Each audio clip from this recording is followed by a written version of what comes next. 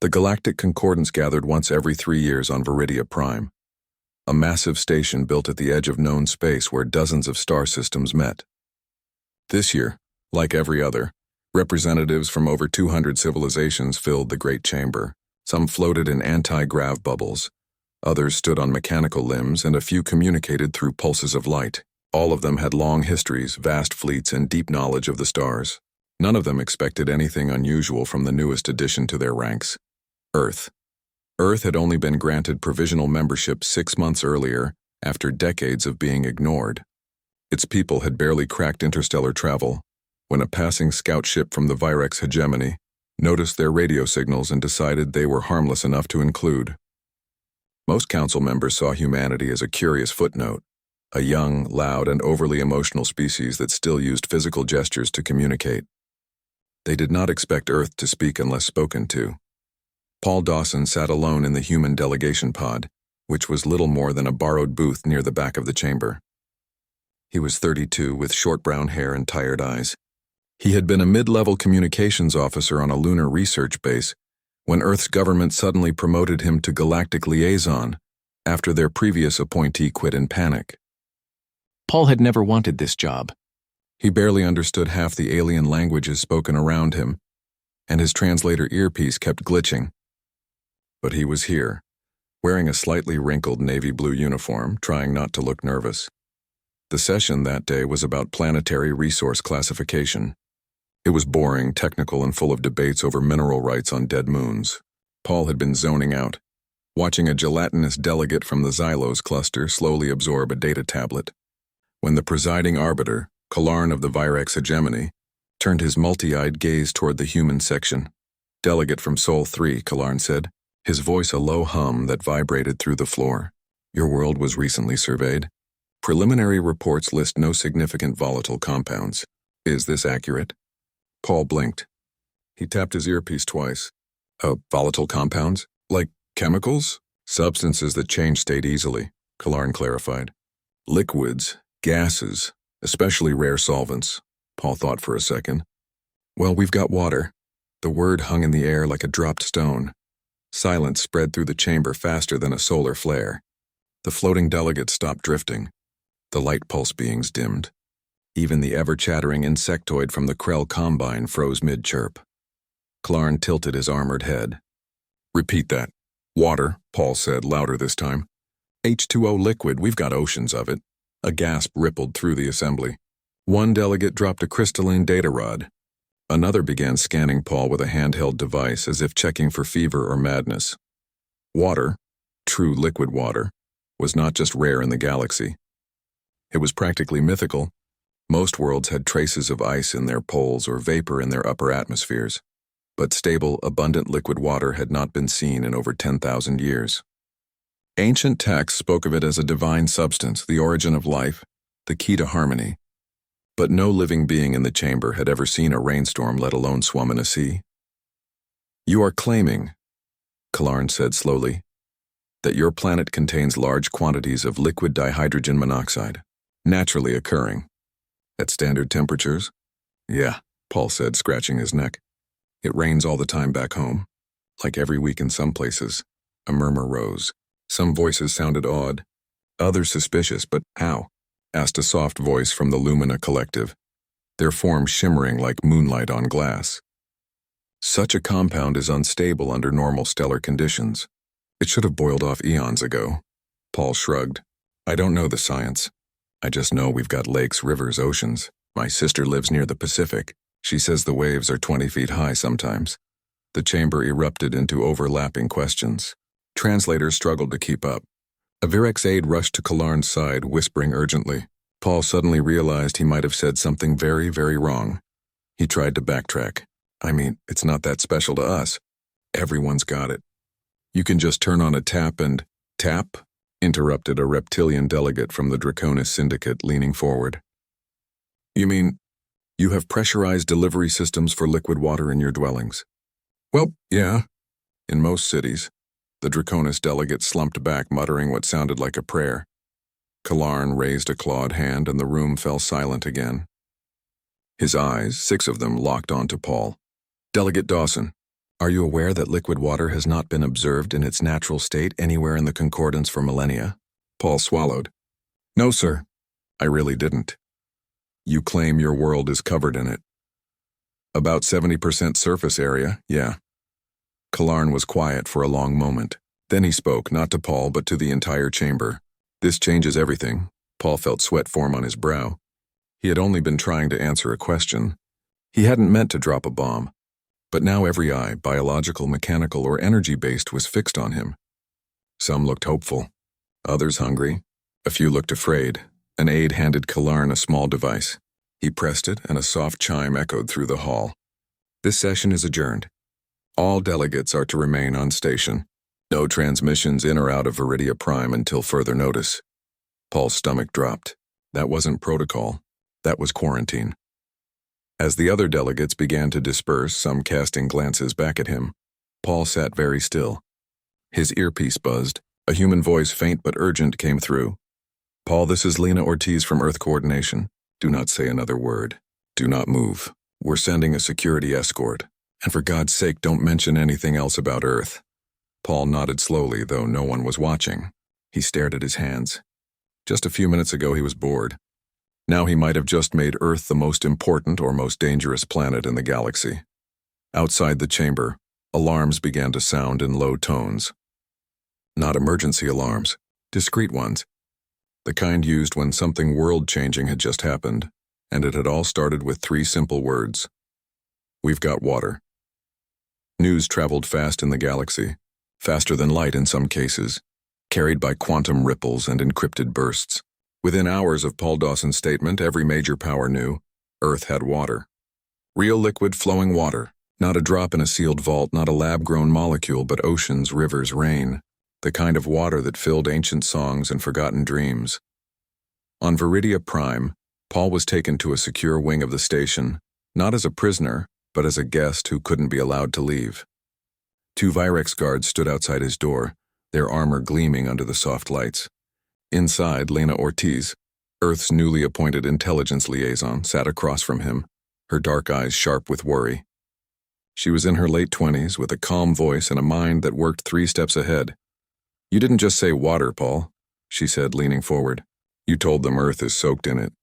That's like walking into a desert full of starving people and saying your backyard is a bakery. Paul rubbed his temples. I didn't know it was a secret. It wasn't a secret. It was just irrelevant to us. But to them, water is legend.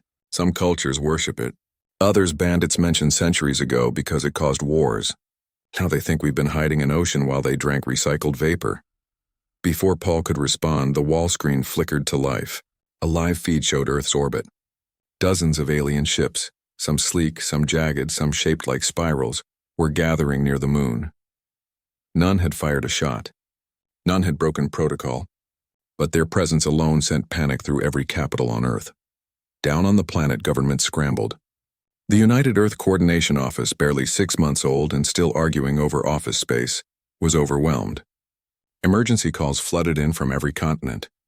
In New York, Tokyo, Nairobi, and Buenos Aires, people stared at the sky, wondering if salvation or invasion was coming. Meanwhile, in Hawaii, Maya Dawson stood on the edge of a research pier, watching the Pacific roll in. She was Paul's younger sister, a marine biologist who preferred dolphins to diplomats. Her phone had been ringing nonstop since dawn, first from her university, then from the military, then from a number she didn't recognize with a voice that spoke perfect English but no emotion. Dr. Dawson, the voice had said, we are from the Lumina Collective.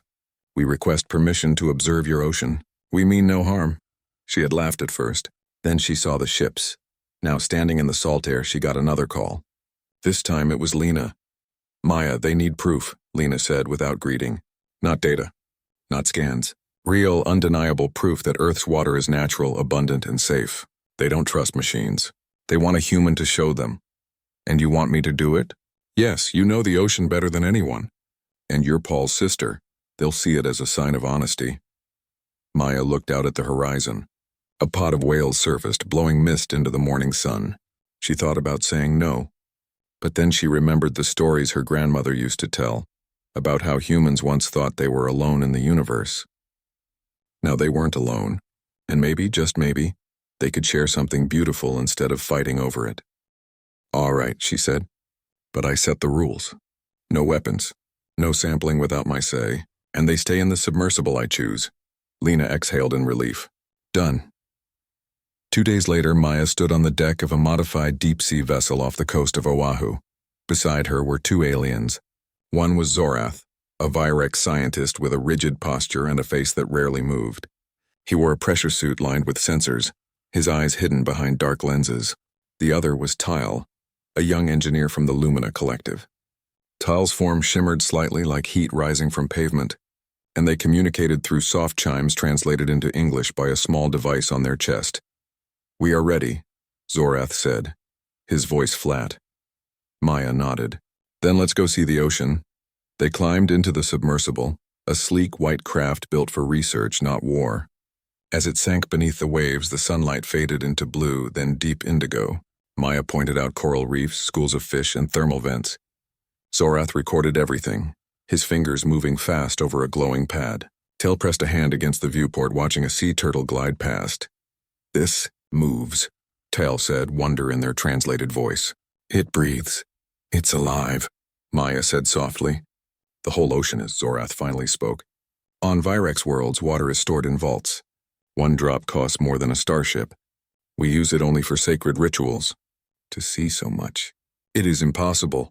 "Not impossible," Maya said. "Just rare. Lucky, maybe." Back on Viridia Prime, Paul watched the live feed from Maya's submersible on a private screen. He saw the ocean, the life, the quiet awe on the aliens' faces. But he also saw something else, the growing tension in the council chambers. A new faction had formed overnight, the Dry Accord. They claimed Earth was lying, that the water was artificial.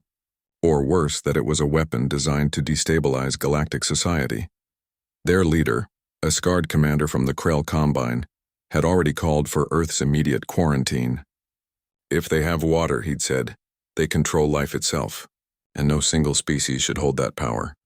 Paul knew the truth was out there in the deep blue with his sister, but truth wasn't always enough.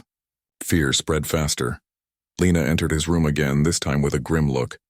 "We intercepted a message. The Dry Accord is planning something. They're moving ships toward the Sol system. Not to talk, to block." Paul stood up. "Then we have to show them more. Not just the ocean. The rain, the rivers, the whole cycle." Lena nodded. "I'll propose a full broadcast during the next council session. But Paul, if they think we're showing off, it could backfire." "It's a risk," he said, "but hiding won't help. They already know. Now they need to understand." As the submersible rose back to the surface, Maya stepped out onto the deck, breathing in the salty air. Zorath followed, slower now, his usual stiffness gone. He looked at the waves, then at the sky. "It rains here?" he asked. "Yeah," Maya said. "In a few hours, probably." Zorath was silent for a long time. Then he whispered so quietly the translator almost missed it. "I would like to feel it." Far above, on Viridia Prime, Paul made his decision. He would ask the council for one thing, a chance to show them Earth as it truly was. Not a threat, not a treasure, just a world where water fell from the sky, filled the land, and gave life to everything, and maybe, just maybe, that would be enough. The council chamber on Viridia Prime was quieter than usual when Paul Dawson stepped back into the delegation pod. The air felt heavier, charged with something between hope and fear. Since his first statement about water, 3 days had passed, and in that time the galaxy had split. Some species sent messages of gratitude, asking only for a chance to witness Earth's oceans. Others, led by the Dry Accord, demanded restrictions, inspections, even the dismantling of Earth's atmosphere as a precaution. Paul knew words alone wouldn't fix this. He needed to show them. He stood before the presiding arbiter, Kalarn, and spoke clearly. "I asked for permission to broadcast a live feed from Earth during the next full session. Not just the ocean, but rain, rivers, lakes, everything. Let every member see it with their own eyes." Kalarn's many eyes narrowed. "You understand the risk. If this is staged, humanity will lose all trust." "It's not staged," Paul said. "It's just Earth." After a long pause, Kalarn nodded. "Granted. But if deception is found, your world will be placed under immediate interdiction." Paul returned to his quarters, where Lena was already coordinating with teams on Earth. Maya had agreed to help again, this time from multiple locations. Cameras were set up in the Amazon rainforest, along the Nile, near the Great Lakes, and on the coast of Norway. Scientists, farmers, children, ordinary people would appear briefly to show how water was part of daily life, not a miracle to be hoarded. Meanwhile, deep in the Pacific, Maya prepared for another dive. This time she would take Zorath and Tal to a hydrothermal vent field, where superheated water mixed with minerals, supporting life in total darkness.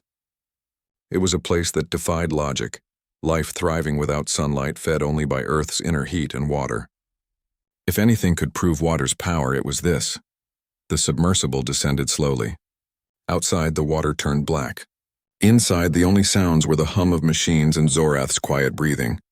Then through the viewport, red and white plumes appeared, chimneys of rock spewing hot, mineral-rich water. Around them, ghostly white crabs scuttled and tube worms waved like underwater flowers. Tail's chime-like voice broke the silence. This is not possible. No light, no surface, yet life everywhere. Water makes it possible, Maya said. It carries heat, nutrients, energy. It connects everything. Zorath stared, unmoving. For the first time, his rigid posture softened. On my world, we believe life began in fire. But here, it began in water, and it never left. Back on Viridia Prime, Paul reviewed the broadcast plan. Every second mattered. The Dry Accord had already leaked false reports claiming Earth's water was chemically altered or controlled by machines. Paul knew the truth had to be undeniable, raw, unfiltered, and human. The day of the broadcast arrived. The chamber filled faster than ever. Even species that rarely attended showed up, their forms crowding the galleries. Paul stood at the center podium, heart pounding as the feed activated. First, they saw rain. Not a simulation, but real rain falling on a village in Kenya. Children ran through puddles, laughing. A farmer held out his hands, catching drops on his palms. The sound of rainfall filled the chamber, a soft, steady rhythm most had never heard. Then the view shifted to the Amazon. A river wide as a small sea flowed through green jungle. A caiman floated lazily. Birds called from the trees. The camera panned to a woman drawing water from the river into a clay pot. She smiled at the lens and said, "This is how we live." Gasps echoed through the room. Some delegates wept. Others reached out as if to touch the screen. Next came the ocean. Maya's submersible surfaced near Hawaii. She stood on deck, wind in her hair as waves crashed behind her. "This is the Pacific," she said. "It covers more than 1/3 of Earth, and it's all water. Natural. Free." Zorath appeared beside her, holding a clear container filled with seawater. "I have tested it myself," he announced in his native tongue, translated instantly. "No artificial compounds. No hidden tech. Just H2O, salt, and life." The final segment showed snow melting in the Rockies, feeding streams that joined rivers, which flowed to the sea. The water cycle, endless, balanced, alive. When the feed ended, silence returned. But this time it was different. Not stunned, but solemn. Reverent. Then Kalarn spoke. "The evidence is clear. Earth does not possess water as a resource. It lives within it. This changes our understanding of life itself." But not everyone agreed. From the far side of the chamber, Commander Vrex of the Dry Accord rose. His armored frame cast a long shadow. "This is clever theater," he growled. "But water this pure, this abundant, cannot exist without control. I say Earth hides its true purpose. We must inspect their planet by force if needed." Before Paul could respond, alarms blared. Red lights flashed. A Virex officer rushed to Kalarn's side and whispered urgently. Paul's earpiece crackled. It was Lena, her voice tight. "Paul, we've got a problem. 3 Dry Accord ships just jumped into Earth's orbit. They're ignoring hails. One is powering weapons." Paul's blood ran cold. They weren't waiting for debate. They were acting. He turned to the council. "They're attacking Earth right now. While we speak, they're threatening my home." Kalarn's eyes blazed. "Show me." Lena patched the orbital defense feed into the main screen. There it was. 3 jagged warships hovering over the Atlantic, targeting arrays glowing red. Below them, human defense satellites powered up, but they were no match for alien tech. "They're scanning for water sources," Lena said, "probably planning to extract or destroy them." Paul looked at the faces around him, some fearful, some angry, some still in awe from the broadcast. He knew what he had to do. Earth didn't hide its water, he said loudly. We shared it. Now you have a choice. Stand with us or let fear win. For a moment, no one moved. Then Tail stepped forward, their form shimmering with urgency. The Lumina Collective offers our shields. We will defend Earth. A moment later, a Virex cruiser appeared on the screen, moving between the Dry Accord ships and Earth. Zorath's voice came through, calm but firm. Virex Science Division stands with truth. Stand down, Vrex. One by one, other factions joined, sending ships, deploying barriers, opening communication channels to the attackers. Vrex hesitated. Then, with a snarl, his ships powered down their weapons and retreated. In the chamber, a new feeling settled, not just wonder, but respect. Paul exhaled. The tide had turned. But the real test was just beginning.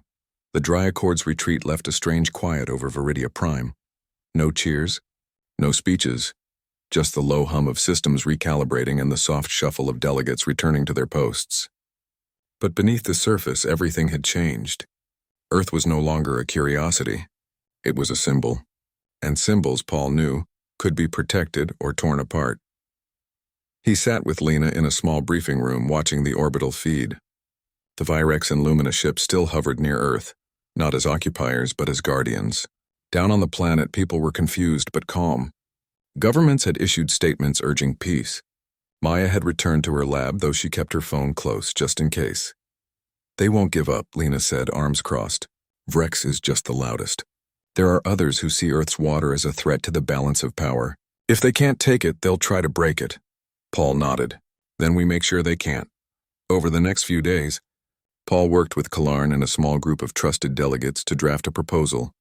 A live, real-time demonstration during the next full council session. Not just video this time, but direct sensory feeds, sound, temperature, even the smell of rain, sent through concordance neural links. Every member would feel what it was like to stand in a forest after a storm, or dip their hand in a river. It was risky. Some species couldn't handle raw sensory input, but Paul believed it was the only way to cut through fear and suspicion. Meanwhile, Maya prepared Earth's side of the demonstration. She coordinated with scientists, farmers, and even schoolchildren across 6 continents. In Norway, a teacher set up a camera by a melting glacier. In Bangladesh, a fisherman recorded the morning mist over the Ganges. In Arizona, a Navajo elder spoke about rain dances and the sacredness of water. It wasn't just data. It was life. The day of the demonstration arrived. The chamber was packed. Even species that communicated through scent or magnetic pulses had sent representatives equipped with sensory translators. Paul stood at the center again, but this time he wasn't alone. Maya appeared on a large screen behind him, standing on a beach in California, wind tugging at her jacket. Today, Paul said, we won't tell you about water. We'll let you feel it. He activated the feed. First came sound, the crash of waves, the rustle of leaves, the distant call of a loon on a lake. Then came touch. Through neural links, delegates felt cool mist on their skin, the soft gave of wet sand underfoot, the gentle pressure of rain on their faces. A Lumina delegate shimmered brightly, overwhelmed. A Virex elder closed all 6 eyes, tears slipping down his scaled cheeks. Then came smell, damp earth, salt air, blooming jasmine after a summer shower. For beings who had only known sterile air or recycled atmospheres, it was like waking from a long sleep. Maya spoke softly. This isn't special to us. It's normal. We don't worship water. We live with it. We depend on it. And we share it, with each other, with animals, with the land. The feed shifted to a live dive in the Caribbean. Maya and Tail swam beside a coral reef, surrounded by fish in every color. Tail reached out, not to take, but to watch a parrotfish nibble algae. It's not ours to own, Tail chimed. It's ours to belong to. Back in the chamber, even skeptics were silent. The Dry Accord seats were empty. Vrex had refused to attend. But others who had doubted now looked shaken, humbled. Then, without warning, alarms blared again. Paul's earpiece crackled. Paul, it's happening, Lena said, voice tight. Dry Accord ships just jumped into the outer Sol system.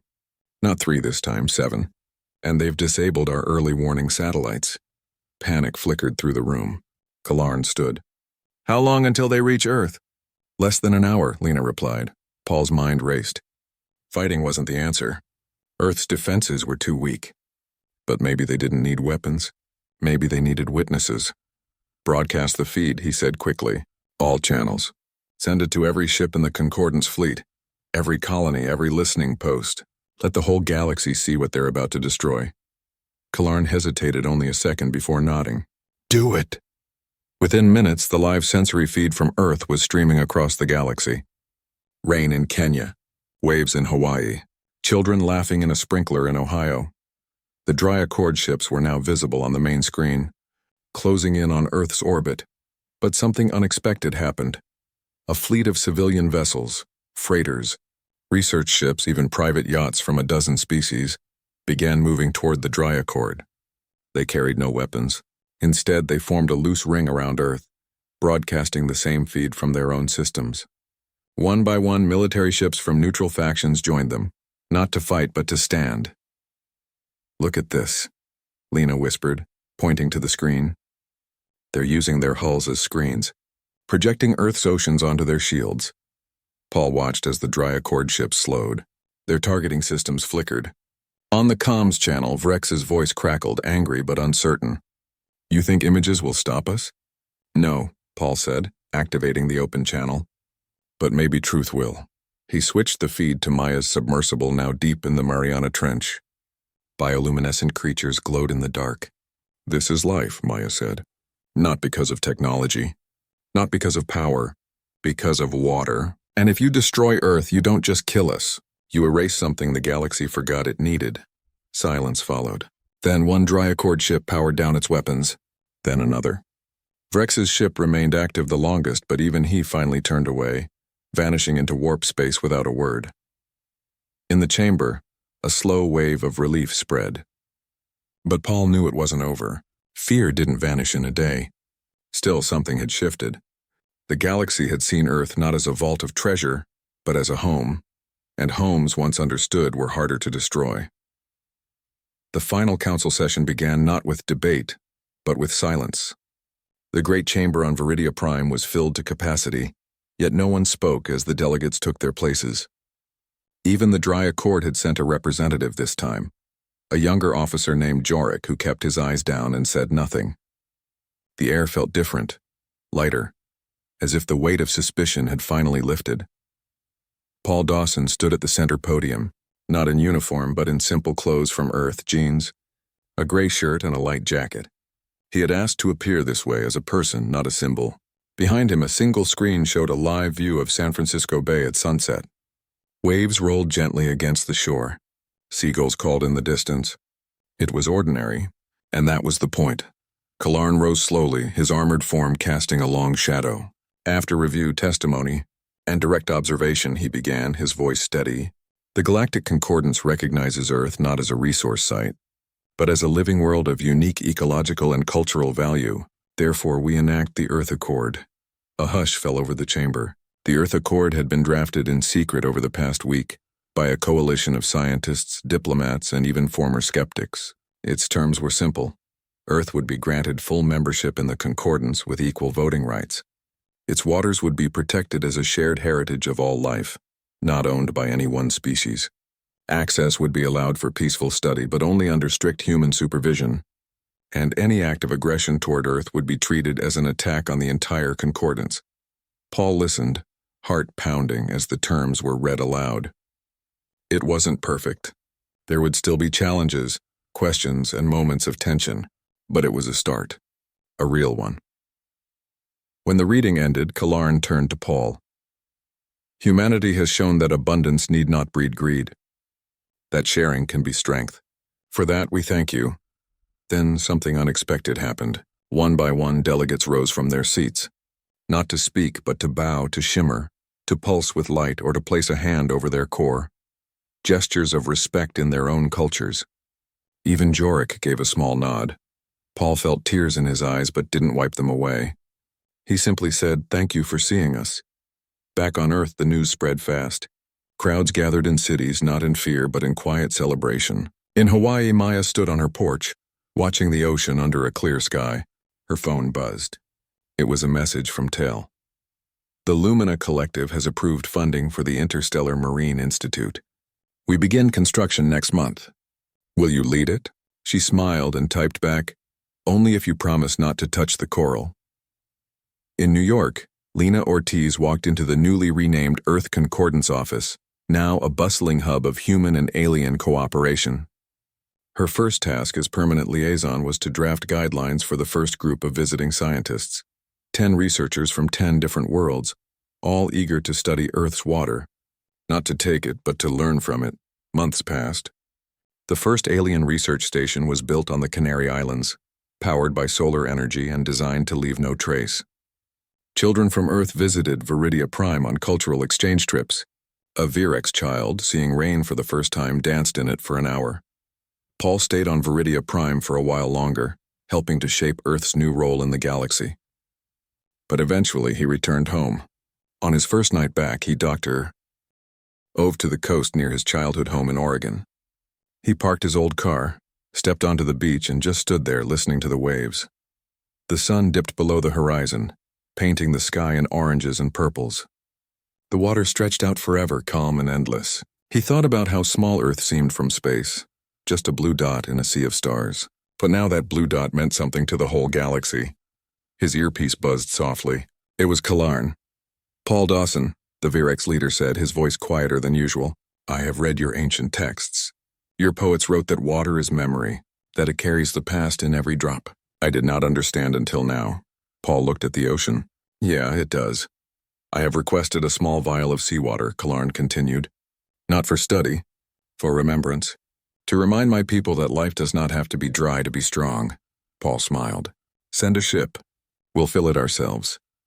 He ended the call and sat down in the sand. The tide rolled in, cool and familiar. He dipped his fingers into the water, feeling its weight, its life, its quiet power. Humanity had not set out to change the galaxy. They had only answered a question honestly. But in doing so, they had reminded a weary universe of something it had lost. Hope, not as a grand idea, but as something simple, flowing, and real. And as the stars appeared one by one above him, Paul knew Earth would never be alone again, not because it had water, but because it had shared it, freely, fully, without fear.